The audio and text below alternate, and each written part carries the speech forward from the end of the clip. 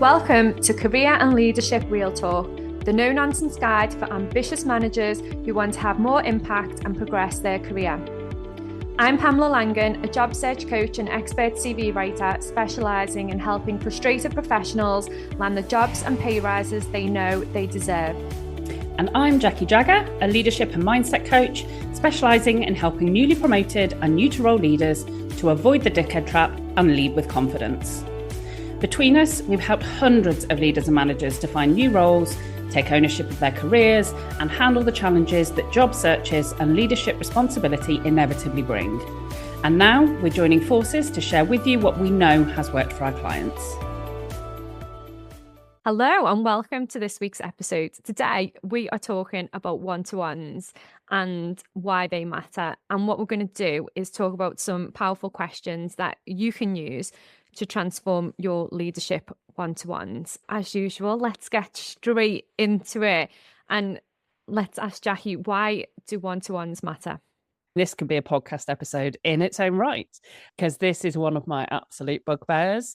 So for me, one-to-ones can often be the difference between managers and leaders that are effective and that aren't. It's one of the biggest defining factors. So when I've worked in and supported organizations where one-to-ones are not a regular part of the culture or where they're not effective, you see lower engagement, lower morale. And I was writing a blog on this topic not so long ago, and I remember doing some research on the stats, and even knowing all of that, I was shocked at the impact and what some of the stats say in terms of the higher rate of churn and lower retention that organizations or individual managers have when one-to-ones are not a common practice, on the levels of engagement and how motivated people feel. So one-to-ones, when they're done consistently and done well, have a really positive effect. But if they're done inconsistently or not done well, then that can have a very negative effect. And so many managers and leaders are never given any support or training in what should I be covering, how should I do them, what makes the difference between these really motivating ones that really help people. So it's left to chance as to whether or not you've had that role model or something that you can emulate or copy, I think. So yeah, massive pet subject of mine.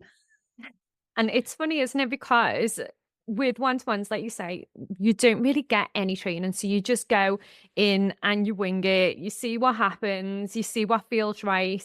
Depending on the people that you've got working for you, sometimes they can be quite difficult. And sometimes I think as a new leader, especially, you can be quite fearful, can't you, of doing one-to-ones in case it's not flowing, in case you don't get it right, in case the conversation goes down a route that you're not sure how to deal with it.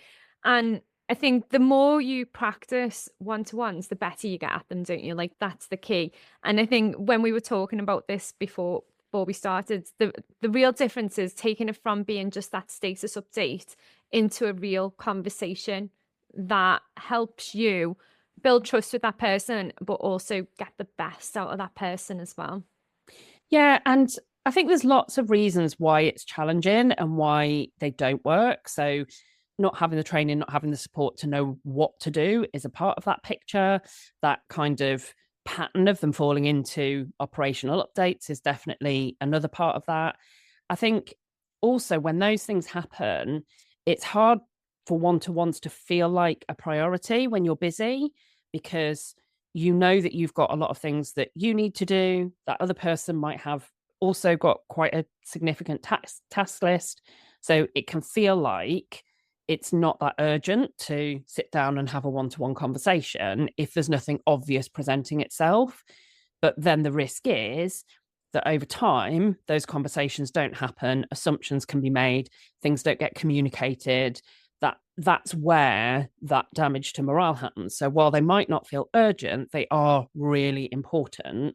And I think it's that purpose around knowing why you're having a conversation, even if it doesn't feel immediately urgent, that can really make the difference.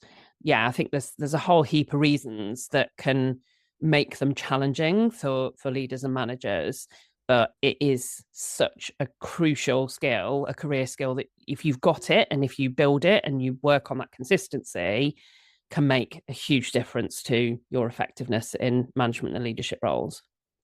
Yeah, I think you're absolutely right with that. And I think understanding the different types of one-to-one conversations is going to be really useful for people, especially if we've just done it in a certain way and you've not really thought about, is this effective, or could I do this better, or could I do this in a way that works better for me and the person that I'm speaking to. So just talk us through then the different types of one-to-one conversations that you could potentially have. So the I think what's really key here, we go back to our episodes that we've done previously on effective meetings. Any effective meeting starts with a purpose. So different types of one-to-ones will have a different purpose. And when you start to separate them out, you also then can look at how often do you need to have them? What do you need to cover? The first type of one-to-one that I would say that really should be custom and practice for pretty much every manager and leader with every member of their team is those regular check-ins. And a question that I'm often asked is, okay, and how often is regular? How often should that be? And that bit is going to vary. So if you've got quite a lot of specialist roles in your team and people are doing their own specialist areas of expertise within that overall umbrella, then they're probably going to be working quite independently on quite a lot of stuff. And you're going to need to have those regular check-ins, probably weekly or bi-weekly. If you are in a leadership or management role in, for example, a call center or a retail environment where you've got a number of people who are doing the same role as each other, clarity is there in terms of what's expected, and they don't necessarily have those kind of specialisms, then every 4 to 6 weeks might be often enough to check in. So the frequency is going to be determined by what role are you in, what role are they in, what things are there that do need to be caught up with on a regular basis. And then you can decide how frequent it is. But with this, the purpose of that is that they're what I would term your rhythm meetings. So they're about keeping oversight without micromanaging people. They're about anticipating and removing obstacles in the day-to-day operation, providing support for members of your team. And that can be about support in terms of their ability to do their role, but also that kind of human check-in of what's going on with that person, understanding how they're feeling, all of those kinds of things as well. So it's quite a short term checking in, understanding what's going on for that person, what priorities are happening, what blockers might be in the way, what support might they need. Those kinds of topics would form part of what I would term that kind of regular check-in. Yeah, and I think once you get those regular check-ins in place and you know what the purpose of those are and what you're doing, it does make it easier as well, doesn't it? Because sometimes I think when you're super busy and you've got your head down in the work and other things are coming through, and then you've got the one-to-ones in, it can be really easy to just start moving them out, can't it? Because these other things are a priority. I can catch up with that person another time, but I always feel like the knock-on effect of doing that is quite serious sometimes, because people like to have that contact, don't they? And I think once you separate those different types of conversations, you can almost get it clear in your own head and be like, yeah, we've got all of this extra work coming in, but actually, this one-to-one chat is going to be important. 20-minute catch up, find out where this person's up to, and it can really just get it straight in your mind that it needs to be a priority. So what are the other types of conversations then that you would recommend?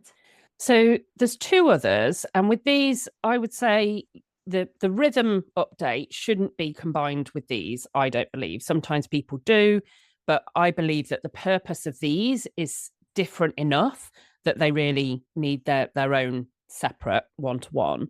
And these two different types I do see as being easier to combine, but I think they're still subtly different. So one is your quarterly development reviews. And again, when I say quarterly, that frequency might be slightly different depending upon the role.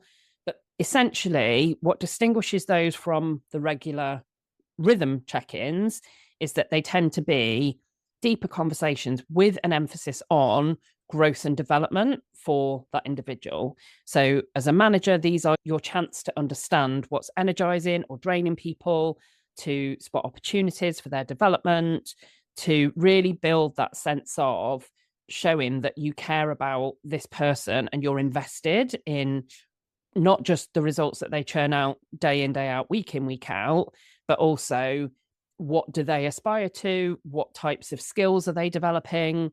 What kind of opportunities or training needs might they want? What's happening for them? And checking in on some of those kind of longer term. So maybe what projects might be coming up for them, what else might they want to get involved with that's happening as part of the wider business. So it, for me, feels quite a different conversation. And I think if you try and have that within one of your regular sessions, it's actually quite hard to do. Whereas if you schedule this as a separate conversation, then you can have that clear purpose in mind and you can both go into that session with that in mind. And then the final type is a strategic career conversation. This is where you're really looking for that longer term. Does this person want to stay and grow with the business that you're in? Are there things on the longer term horizon? What's their overall level of job satisfaction? Where do they want to be in the next couple of years? So you can have that elements of that conversation within the quarterly. But for me, the quarterly ones are really about aligning skills development with their annual objectives and with what do people need for the next 12 months or so. Whereas the strategic career conversations are more about understanding this person's aspirations and what is likely to be the case in the longer term. Yeah, I love that. And I think I always used to love the strategic career conversations with my team because that for me was the most rewarding part of it, like helping them to progress. And that can be quite scary sometimes because you think, what if they leave? But actually, that most of them would stay because they were really happy about that focus on their career and how they could progress and what they needed to do and having that support to work with them. I was just going to ask you something though. I was just thinking, like early on in my career, I had this manager who booked these meetings in regularly. It was very by the book. We need to do one-to-one, so we're going to book them in. And one week I ended up having it, and they ended up being all on the same day, which was quite intensive.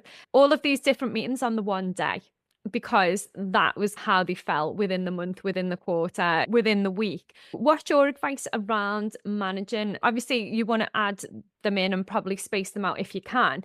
But then what happens if they all end up around the same time? What would you do with that?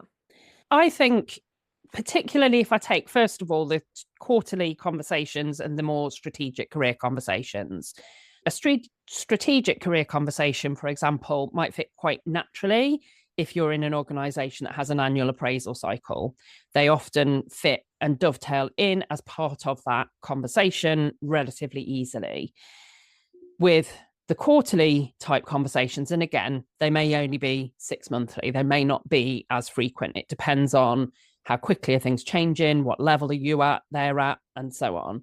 But those other conversations, I think you wouldn't want to have that conversation on the same day or within 24 hours, in my mind, of having a regular update, because they are quite a different purpose to those different conversations. And I think if you do that and you just go rigidly by the schedule of this is when they've been planned for, it can really detract from the purpose of those meetings. And as we've talked about plenty of times before, for me, the purpose of the meeting is everything. You design then the process and the structure around it in order to best meet that. And if you're trying to have this longer term conversation where you're showing that you care about someone and you care about supporting their skills and growth within the organization, or like you say, if you can't offer what they want, at least you've had the conversation and you know what they do want. So I think sometimes people feel hesitant if I haven't really got any, can't send them on training, I haven't got any new exciting projects for them to be involved with, so I'll duck out of it. But actually having that conversation, that transparency can be really key. But I think if you try and do that just because the schedule says this is when they are, then that person feels probably on the receiving end of a regular schedule rather than on the receiving end of a manager who is really considering I want the best for you. I want you to be able to perform at your best. I want to find out how I can unlock that and how I can support you with that. So, yeah, I would definitely not advocate for just whacking them all in the diary and going with whatever the diary says. Yeah, I completely agree with that because that didn't work for me. And I think what you just said there absolutely nailed it. Like each conversation, each meeting, each one-to-one that goes into the diary needs to have that clear purpose, doesn't it? So that person knows that they need to either prepare something or that they're just going in to have a conversation. And I think that really helps as well because I know, especially from a client's perspective, if a manager puts a one-to-one in and they don't know the purpose of that meeting, it can literally send them into a spiral of doubt. Like, what's going on? Why are they doing this? We've already spoken last week, or maybe we've not spoken for ages. So I think having that clear purpose, and if you can share that purpose as you're putting that meeting in, then I think that really helps. It doesn't have to be in depth. It just needs to be that top level. This meeting is in for X, doesn't it? And I think that really makes a difference. It's making me smile as you're describing that anxiety over just dropping a catch up conversation or one to one in the calendar. Because I did a TikTok video on this last year that just went absolutely nuts with people going, yes, that's horrendous. And then other people saying, oh, it's just snowflakes. If you don't know what it's about, just ask the question. And yeah, it all went a bit bonkers. But I think it is important to have that rhythm. And the other thing I would just add is, with those rhythm meetings over time, those really should be owned by the individual. Like that purpose of that session is not for you to do to somebody that is a member of your team. It's their time, it's their opportunity. And I think that's the beauty of those regular rhythm meetings is that you can have that expectation that they come where they're taking ownership of sharing their priorities, of coming prepared, having thought of what do they want your input in, of being able to really articulate to you, these are the challenges, these are the things that I think I need to be working on, but I'm finding this thing tricky. Can we have just some time on that? So I think that's part of that regular rhythm and routine. Whereas if you just ad hoc put in a one-to-one here and there, it can very easily become a done to where you're just doing it because you feel out of the loop of something. And then it can feel like someone's on the receiving end or potentially on the receiving end of criticism. And so that can really heighten that kind of, oh, what's going to happen in this one to one? So that instead of being a positive experience, it becomes a, no, I'm panicked. I don't know what to think until I get there and I'm worried it's going to be bad news. I totally agree with that. So let's get into some of the questions then that can transform one-to-ones. And what we've got here is 7 questions, but we've split them across the 3 different areas. So Jahi, kick us off with the first one. So, what I would say, first of all, is these are not the only questions that we would suggest asking, but these are just some questions. If you're not sure how to get the best out of one-to-ones, these are some questions that you can use and you'll find your own rhythm and you'll find your own questions that kind of link to these. So for regular check-ins then, there's a couple of questions that can really help. So the first is, what's your top priority this week and how can I help? This is about understanding what is that person working on and are they good with that or are there things that you can support with?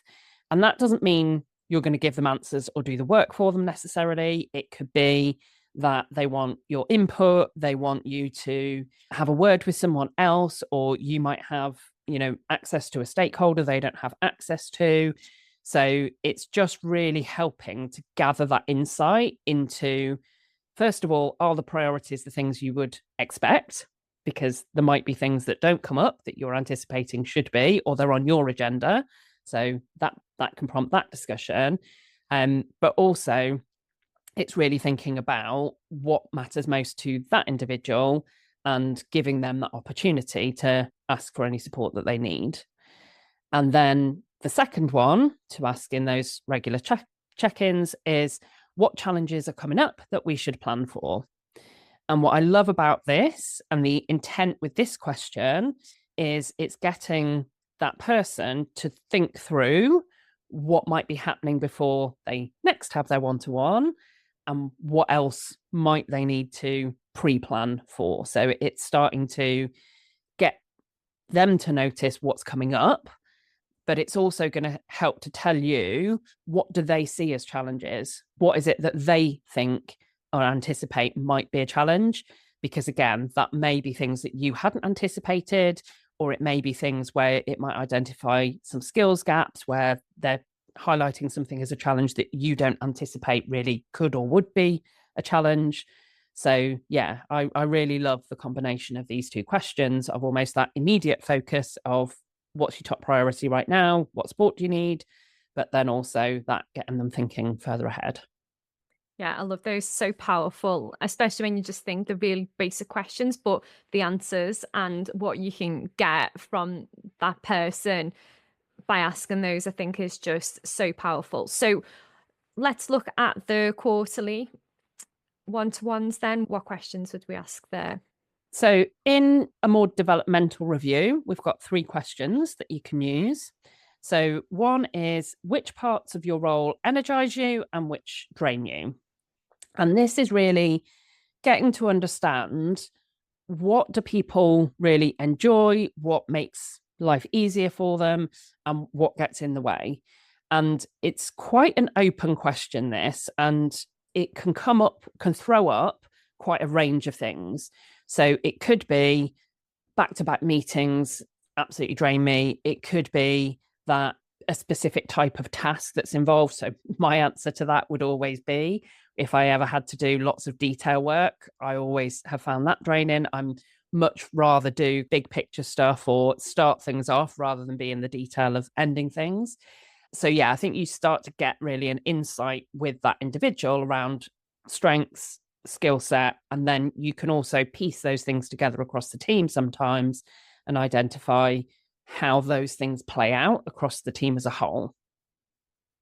Yeah, I love that, because I think once you start to understand how they think, that can really help as well. And I think sometimes as well, when you sat in those meetings and you're asking the questions, sometimes you can feel like, oh my goodness, I didn't realize that person felt like that. And you can beat yourself up a little bit as well, I think. But I think the key to it is to just really take it for what it is. It's all learning, isn't it? And the more information you have, the more knowledge you've got about how that person works and how they're feeling, you can support them better.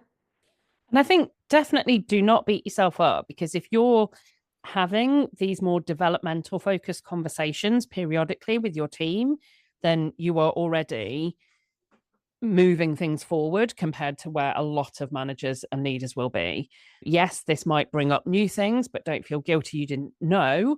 Feel grateful that you've had the conversation and given that opportunity and been able to find it, because now you can do something with that information.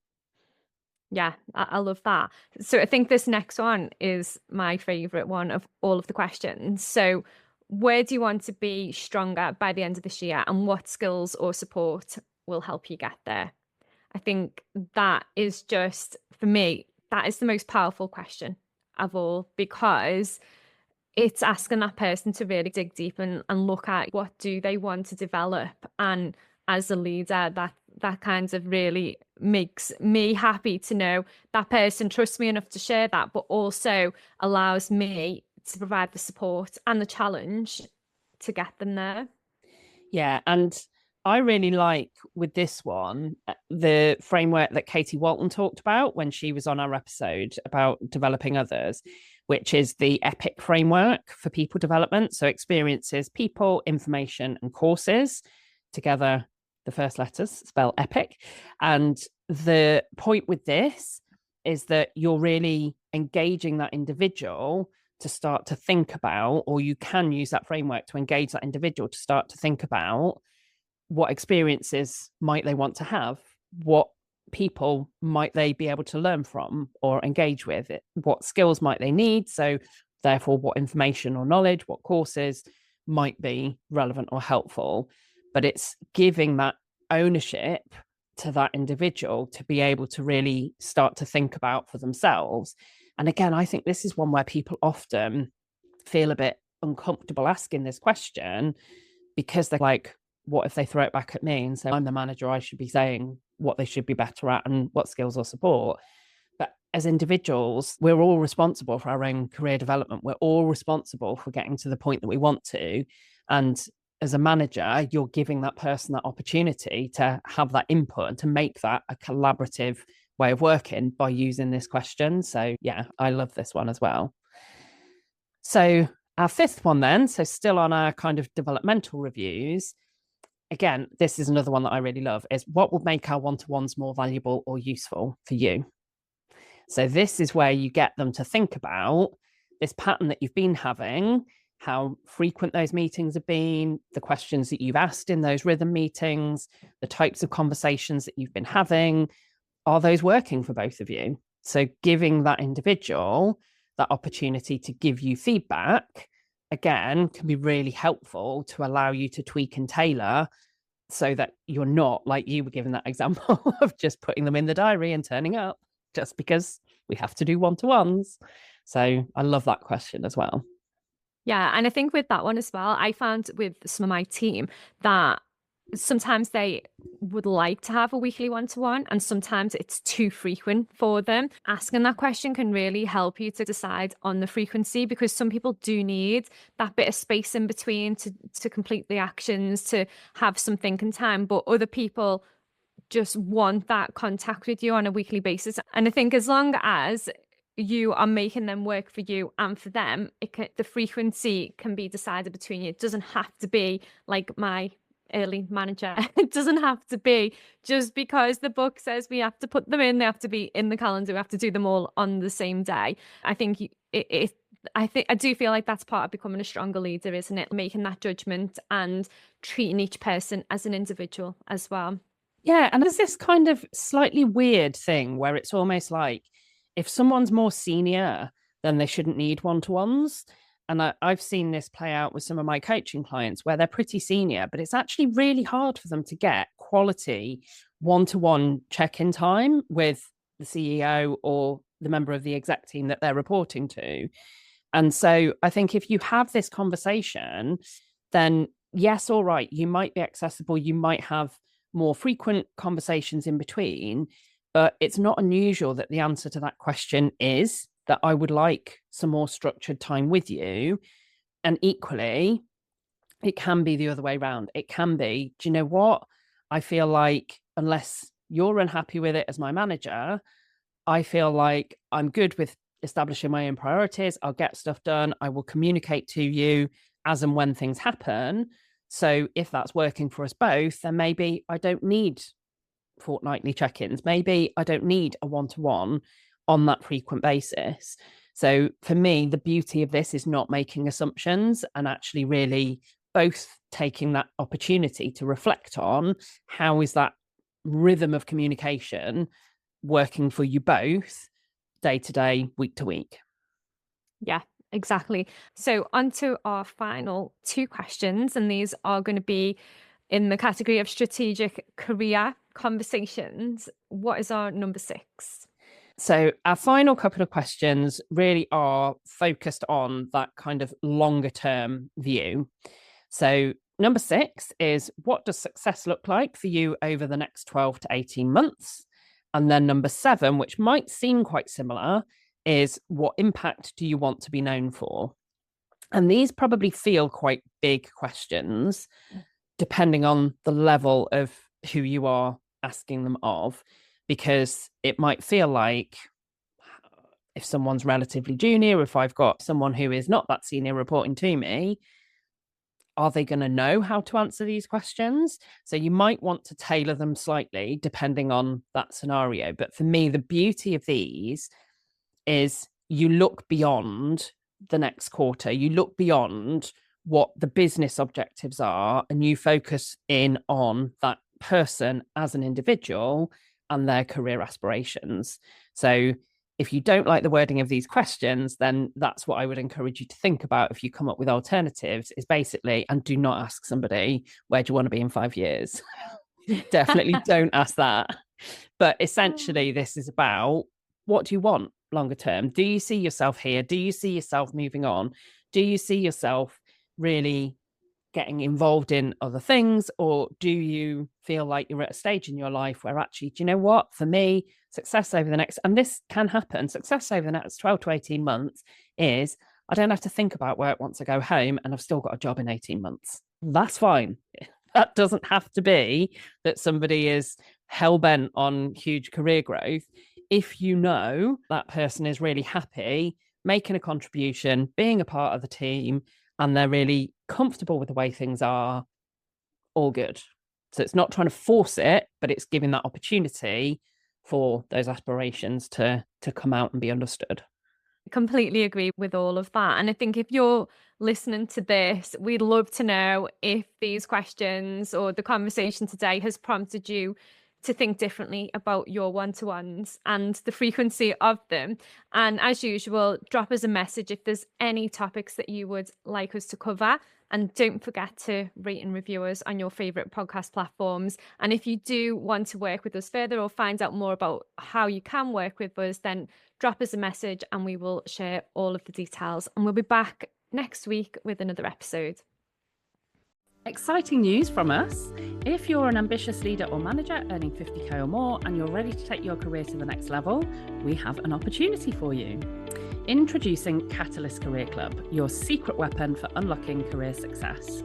As a member, you'll get access to monthly live training sessions, exclusive job opportunities, and the ability to get personalised advice from us on your toughest career challenges. We've helped thousands of driven leaders like you secure significant pay rises, land dream roles, and thrive in their careers. And now we want to support you in achieving your most ambitious career goals too. Membership is just $6.99 per month with no contract or tie-in. And as a special bonus for being our podcast listeners, you can use the code podcast at checkout to get your first month for just £1.